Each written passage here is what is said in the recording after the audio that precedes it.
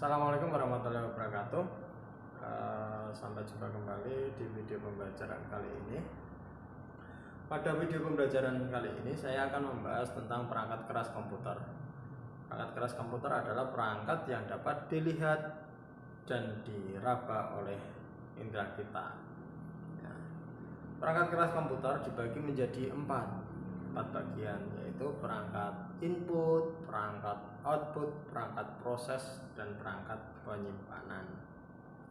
Di mana perangkat input digunakan untuk memberikan masukan, ke dalam komputer, sehingga komputer bisa memprosesnya. Harus kita beri input. Input bisa berupa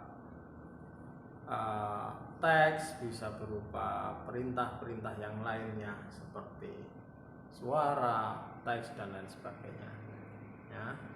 Sedangkan perangkat proses itu nanti akan memprosesnya, memproses inputan yang kita masukkan itu nanti akan dikeluarkan melalui perangkat output.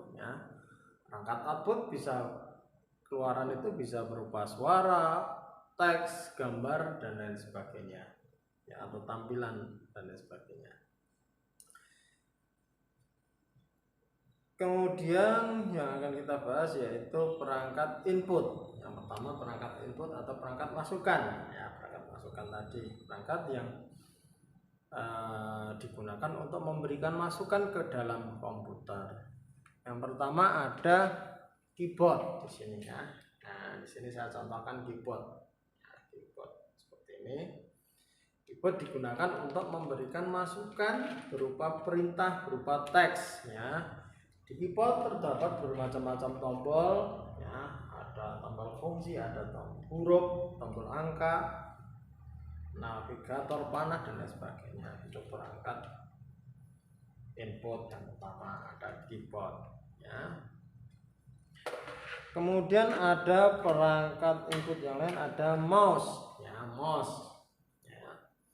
Mouse di sini digunakan untuk menggerakkan pointer, sehingga mempermudah kinerja kita.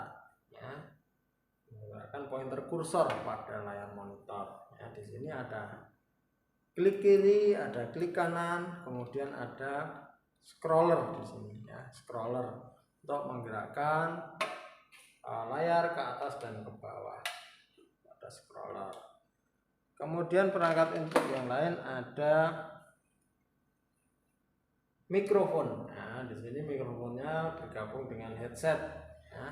Ada mikrofon, fungsinya digunakan untuk memberikan masukan berupa suara ke dalam komputer. Jadi apabila kita ingin memasukkan suara ke dalam komputer, kita harus menggunakan yang namanya mikrofon. Kemudian ada lagi ini scanner. Scanner, perangkat input yang lain ada scanner di sini. Scanner itu untuk memberikan input berupa gambar yang berupa objek. Objek kita pindai menjadi file. Jadi scanner ini mesin pemindai.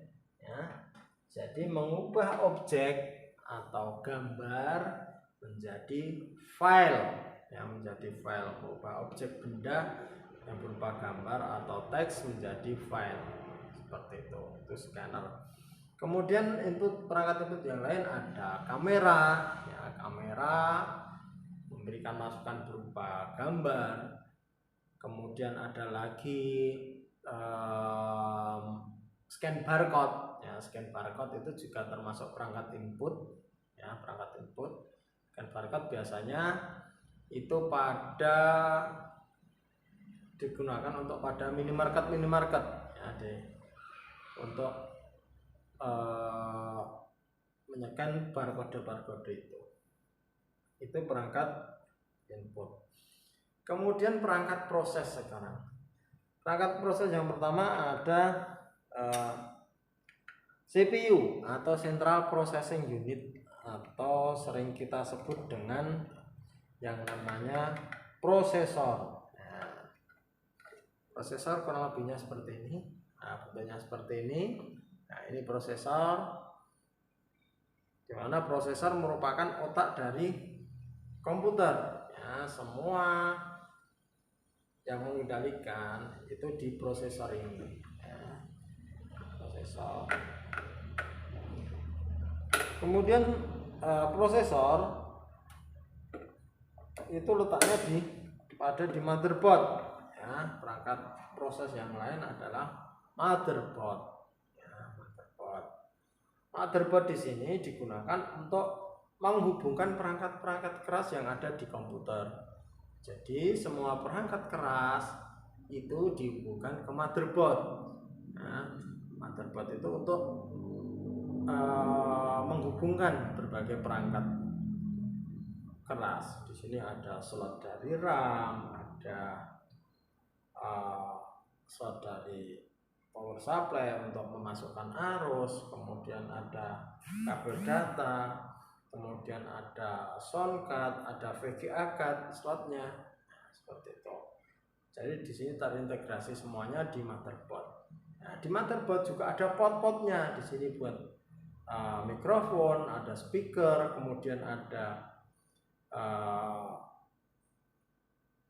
kabel VGA, ya, kemudian ada mouse, ada keyboard, kemudian ada lagi port USB, ada port LAN untuk kabel jaringan dan lain sebagainya. Di sini semuanya terhubung di motherboard. Kemudian motherboard juga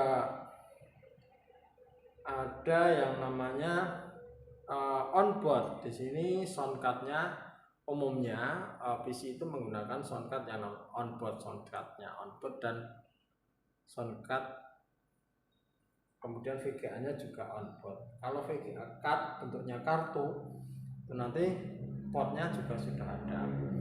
Kemudian perangkat proses yang lain ada RAM. Nah, di sini RAM adalah random access memory. Ya, RAM adalah random access memory. Gunakan untuk menyimpan data pada waktu komputer berjalan. Ya, pada waktu komputer melakukan proses, itu semua data disimpan di RAM, sehingga semakin besar kapasitas RAM di sini, itu komputer akan lebih cepat prosesnya. Ya, pada waktu memproses komputer akan semakin cepat. Nah, kapasitas RAM itu akan tertera di sini, tertulis di sini kapasitas RAM dan mereknya seperti itu. Misalkan ini kapasitasnya 2 GB. Ya, 2 GB. Ya. Kemudian perangkat proses yang lain ada yang namanya hard disk. Ya, hard disk. Hard disk di sini bisa termasuk perangkat penyimpanan dan juga bisa perangkat proses. Ya, perangkat proses. Nah, kapasitas hard disk ini akan tertulis di sini kapasitasnya berapa. Misalkan 250 GB, kemudian mereknya apa di sini, Gigabyte atau Seagate dan lain sebagainya. Sini ada hard disk, ya, atau Samsung, ya, itu merek-merek hard disk. Kemudian nanti hard artinya keras, disk artinya piringan. Jadi di dalamnya di sini ada piringan yang keras, piringan keras.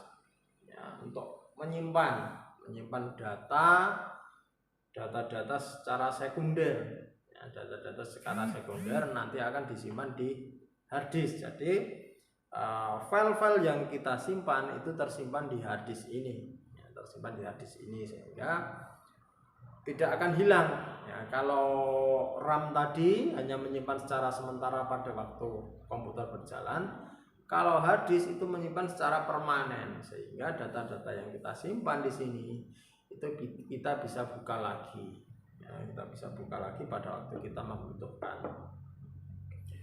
Kemudian di sini ada lagi, oh ya nanti ini ketinggalan. Perangkat input tadi ada DVD-ROM. Ya, DVD-ROM atau DVD-ROM ini digunakan untuk membaca file yang ada di CD compact disk. Ya, kita bisa membuka, mengetahui isi dari compact disk itu itu dengan menggunakan DVD-ROM ya. Kita masukkan ke CD-nya ke dalam sini sehingga kita bisa membukanya ya. CD-ROM bekerja dengan menggunakan sistem head ya, membaca dari piringan CD ini seperti itu. Kemudian perangkat yang lain ada kabel data ya, di sini kabel data ATA ya, digunakan untuk menghubungkan perangkat-perangkat keras tadi ke motherboard dan ke powernya. Kemudian di sini ada power supply unit ya, power supply unit digunakan untuk menyuplai arus listrik ya, menyuplai arus listrik ke komputer. Jadi semua arus yang ada di komputer itu disuplai oleh power supply ini ya, PSU atau power supply unit. Jadi semua kebutuhan power itu disuplai oleh power supply. Ini juga merupakan perangkat input ya, menginputkan arus listrik yang berupa AC dirubah menjadi arus DC. Kemudian perangkat output sekarang ya.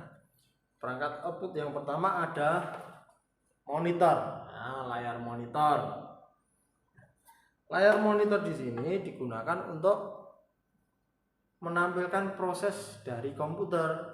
Jadi proses dari komputer itu ditampilkan di layar monitor sehingga kita bisa bekerja menggunakan komputer ya, sehingga kita tahu langkah-langkahnya sampai apa, seperti itu.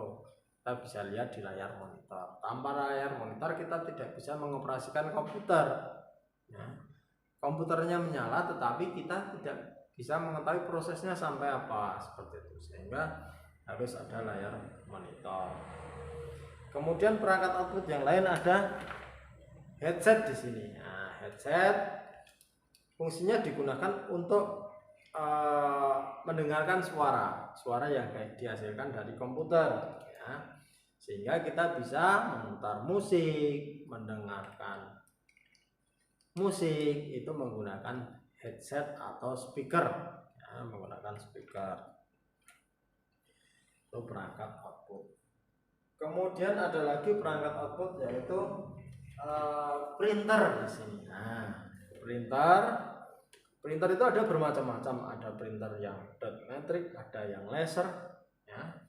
Di sini ada ini printer salah satu printer dot ya, printer laser. Nah, printer laser ini ya, menggunakan laser seperti mesin fotokopi itu. Jadi menggunakan laser. Tintanya tinta bubuk, kalau laser itu tintanya tinta bubuk.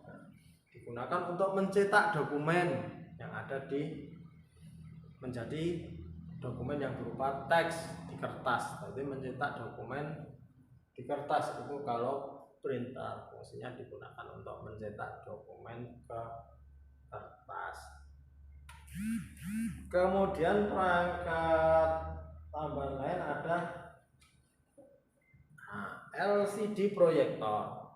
Nah, LCD proyektor ini hampir sama seperti monitor. Tadi kita menampilkannya dalam apa itu? Memperbesar tampilan layar monitor fungsinya. Ya, LCD proyektor di sini fungsinya untuk memperbesar tampilan layar monitor. Sehingga untuk kebutuhan presentasi itu kita bisa menayangkan tampilan layar monitor secara besar ya, dengan menggunakan LCD proyektor, sehingga memproyeksikan dari monitor itu kita bisa memantulkan di tembok atau di layar, sehingga untuk kepentingan presentasi itu akan lebih jelas nantinya. Seperti itu tadi, memperbesar tampilan layar monitor secara penuh. Seperti itu. Ya, itu mungkin dari saya. Macam-macam perangkat keras komputer mungkin ada kekurangan, mungkin akan dibahas di pertemuan selanjutnya atau video selanjutnya. Kurang lebihnya seperti itu. Terima kasih.